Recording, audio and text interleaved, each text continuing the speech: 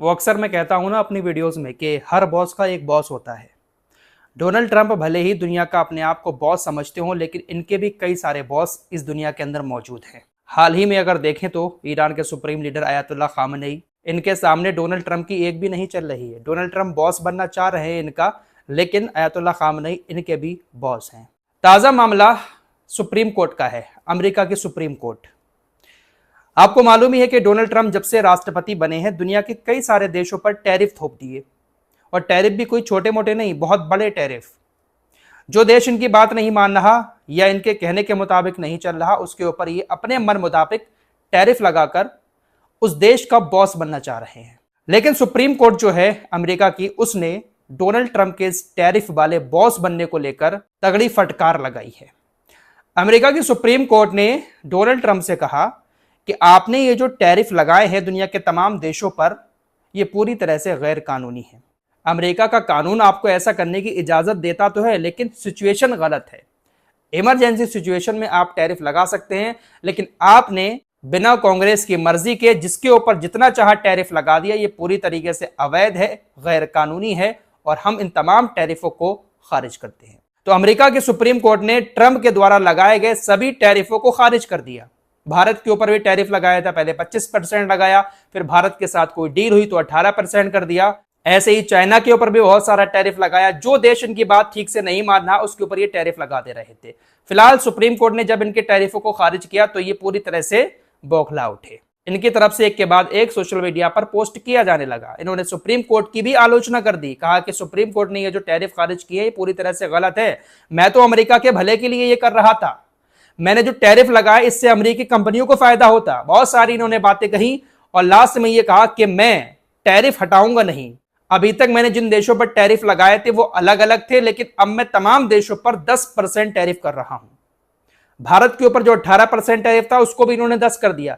जितने भी देशों पर, किसी पर 25, किसी पर 50, किसी पर 30, जितने भी परसेंट टैरिफ था उसको घटाकर इन्होंने सीधा 10% कर दिया। तमाम देशों पर दुनिया के 10% लगेगा।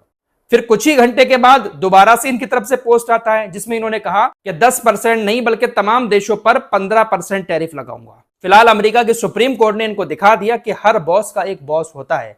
आप भले ही कितना भी अपने आप को बॉस समझ लें, लेकिन कानून तोड़कर आप आगे नहीं जा सकते। फिलहाल कानून तोड़कर ये ईरान के ऊपर भी हमला करना चाहते हैं। अमेरिकी कांग्रेस इनको हमला करने से रोक रही है, लेकिन इनकी नाक की बात है और इजराइल के ये सगे हैं, तो उसी चक्कर में ये ईरान के ऊपर हमला करेंगे। सबसे पहले आपको बता दूं कि ईरान ने यूनाइटेड नेशंस के महासचिव को एक पत्र लिखा है, और उस पत्र में साफ तौर पर यह बात कह दी है कि अगर हमारे ऊपर कोई भी हमला करता है अमेरिका, तो अमेरिका के मिडिल ईस्ट में जितने भी सैन्य ठिकाने हैं वो फिर हमारे वैलिड टारगेट होंगे। फिर आप हमसे कुछ नहीं कहेंगे कि आप अमेरिका के ठिकानों पर हमले क्यों कर रहे हैं। हम आपसे ये बात पहले कह देते हैं कि अमेरिका की एक गलती उसके तमाम ठिकानों को तबाह कर देगी, क्योंकि यूनाइटेड नेशन जैसे संगठन अमेरिका और इजराइल जैसे देशों की निंदा नहीं करते हैं। ये कहीं पर भी हमला कर दें, लेकिन अगर पलटवार करते हुए, अपना बचाव करते हुए ईरान हमला करेगा तो यूनाइटेड नेशंस फौरन निंदा करने आ जाएगा और कई सारे प्रतिबंध लगा देगा। इसलिए पहले ही पत्र लिख दिया महासचिव को। लगातार खबरें सामने आ रही हैं कि अमेरिका एक बड़े हमले की तैयारी कर रहा है, और परमाणु ठिकानों के अलावा मिसाइल अड्डे इसमें शामिल होंगे। साथ ही साथ जो IRGC के बड़े बड़े कमांडर हैं, ईरान के जो नेता हैं, उनको भी अमेरिका निशाना बना सकता है। और वो निशाना इसलिए बनाएगा ताकि सत्ता परिवर्तन कराया जा सके। सत्ता परिवर्तन इसलिए करवाना चाहता है अमेरिका क्योंकि इससे इजराइल को फायदा हो जाएगा। अगर सत्ता परिवर्तन हो जाता है तो जैसे सीरिया में इन्होंने अपना कब्जा जमा लिया, तमाम ठिकानों को नष्ट कर दिया, जो भी हथियारों के भंडार थे सीरिया की सेना के, सबको खत्म कर दिया, ऐसा ही ये ईरान के साथ करेंगे अगर सत्ता परिवर्तन हो जाता है। फिलहाल अमेरिका ने मिडिल ईस्ट में इस वक्त अपनी ताकत उतनी बढ़ा दी है जितनी ताकत कभी सद्दाम हुसैन के जमाने में बढ़ाई थी। 2003 में जब इराक के अंदर सद्दाम हुसैन को अपने कब्जे में करना चाह रहा था अमेरिका, सद्दाम हुसैन को खत्म करना चाह रहा था, तब बहुत ज्यादा ताकत अमेरिका ने मिडिल ईस्ट में अपनी तैनात की थी। वैसी ही ताकत 2003 के बाद अब दोबारा से ईरान के लिए तैनात हो चुकी है।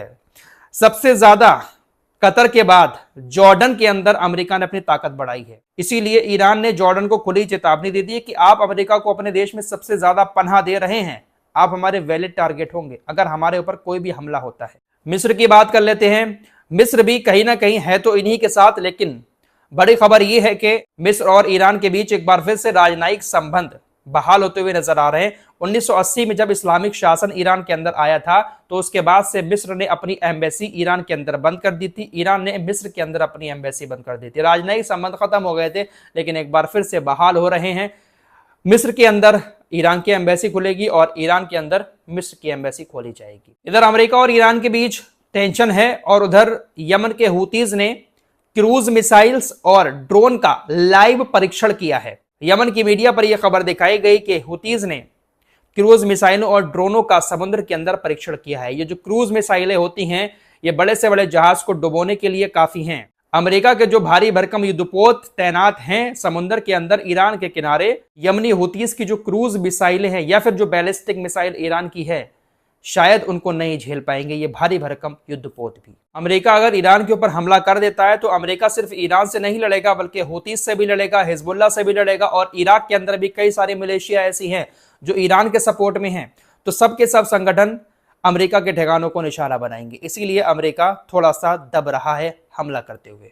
खबरें ऐसी भी आ रही है कि कतर के अंदर जो अल उदीद एयरबेस है, यूएई के अंदर जो अमेरिका का बेस है, वहां से सैनिकों को निकालकर दूसरी जगह ट्रांसफर अमेरिका कर रहा है। अमेरिका को भी डर है कि हमारे जो बड़े बेस हैं ईरान उसको टारगेट करेगा। फिलहाल टेंशन बहुत ज्यादा बढ़ी हुई है, लेकिन इसी बीच ईरान ने अमेरिका के सामने कुछ ऐसी शर्तें भी रखी हैं कि अगर अमेरिका उनको मान लेता है तो फिर ये युद्ध खत्म हो जाएगा। अमेरिका जो शर्तें रख रहा था ईरान के सामने, उन्हीं शर्तों में थोड़ा सा फेरबदल करके ईरान ने अपनी शर्तें अमेरिका के सामने रखी हैं और कहा है कि आप इसको एक्सेप्ट कर लें, जो भी हमारे बीच टेंशन चल रही है, युद्ध जैसे हालात हैं वो खत्म हो जाएंगे। अब वो शर्तें ये हैं, ईरान ने अमेरिका से कहा है कि हम अपने यूरेनियम के संवर्धन को 3 साल के लिए बंद कर देंगे। अमेरिका कह रहा था कि 5 साल के लिए बंद करें, ईरान ने कहा हम 3 साल के लिए बंद कर सकते हैं। जब इसके बाद हम शुरू करेंगे तो हम 3.67% तक सीमित रखेंगे यूरेनियम के संवर्धन को 3 साल के बाद। अमेरिका की शर्त यह है कि 5 साल तक के लिए बंद करें और उसके बाद जब स्टार्ट करें तो 1.5% तक सीमित रखें, लेकिन ईरान कह रहा है कि हम 3 साल के लिए बंद करेंगे और 3.67% तक फिर हम इसको सीमित रखेंगे। ईरान ने कहा कि इस वक्त हमारे पास जो 400 किलो यूरेनियम है उसको आपकी निगरानी में या तो हम पतला करेंगे या फिर उसको हम रूस भेजेंगे। हमारे पास जो बैलिस्टिक मिसाइलें हैं हम उसको अपने पास रखेंगे, लेकिन सिर्फ अपनी रक्षा करने के लिए, किसी को डराने के लिए नहीं, किसी के ऊपर छोड़ने के लिए नहीं। इसके अलावा ईरान जो इजराइल के अस्तित्व पर सवाल उठाता रहता है कि ईरान का कोई अस्तित्व है ही नहीं, हम ये सवाल उठाना भी बंद कर देंगे। फिलिस्तीन के अंदर जो संगठन है हम उसकी मदद करते हैं, वो मदद देना भी बंद कर देंगे। तो इस तरह के कुछ प्रपोजल ईरान की तरफ से अमेरिका के सामने रखे गए हैं, लेकिन मीडिया रिपोर्ट्स के मुताबिक विटकॉफ ने, अमेरिकी प्रशासन ने इसको तुरंत खारिज कर दिया। अमेरिका ने कहा कि आप ये जो बातें रख रहे हैं ये हमारी शर्तों के लिए काफी नहीं है, हमारी शर्तें कुछ और हैं। अब इतनी सारी बातें तो ईरान ने मान ली हैं, लेकिन अमेरिका पूरी बात अपनी मनवाना चाहता है, तो कोई कैसे भला किसी की बात ऐसे मान लेगा। ईरान की मिसाइलों का सबसे ज्यादा डर इजराइल को ही है, क्योंकि इजराइल ईरान की मिसाइलों से पिछले साल पिट चुका है। इजरायली अधिकारियों का कहना है कि 2027 के आखिर तक ईरान के पास तकरीबन 5000 बैलिस्टिक मिसाइलें हो जाएंगी। ईरान हर महीने तकरीबन 100 बैलिस्टिक मिसाइल बना रहा है। इजरायली अधिकारियों का कहना है कि पिछले साल ईरान ने कई सारी बैलिस्टिक मिसाइल खोई हैं, यानी ईरान ने इजराइल के ऊपर जब हमले किए थे तो उसमें खर्च हो गई, लेकिन फिर भी हर महीने 100 बैलिस्टिक मिसाइल ईरान तकरीबन बना रहा है और 2027 तक 5000 बैलिस्टिक मिसाइलें हो जाएंगी। दोस्तों ये आंकड़ा कम नहीं है, 5000 बैलिस्टिक मिसाइलों का होना बहुत बड़ी बात है और इसी से इजराइल को सबसे ज्यादा डर है। गाजा की बात कर लेते हैं तो गाजा में भी रमजान की धूमधाम देखने को मिल रही है, लेकिन इसी बीच इजराइल कथित तौर पर युद्ध विराम का, सीज फायर का उल्लंघन करते हुए रमजान के महीने में भी हमले जारी रखे हुए हैं। कई सारी मीडिया रिपोर्ट्स के मुताबिक तोपखाने से गोलीबारी हुई, हवाई हमले भी हुए रमजान के दूसरे दिन गाजा पट्टी के अंदर। तो चाहे कितने भी सीज फायर हो जाए, लेकिन अमेरिका इजराइल जैसे देश अपनी करनी से बाज नहीं आते हैं। देखते हैं भाई मिडिल ईस्ट की ये जंग किस तरफ जाकर रुकती है। इस रिपोर्ट में इतना ही, कुछ और खबरों के साथ फिर हाजिर होऊंगा। अपना ख्याल रखिएगा। अल्लाह हाफिज।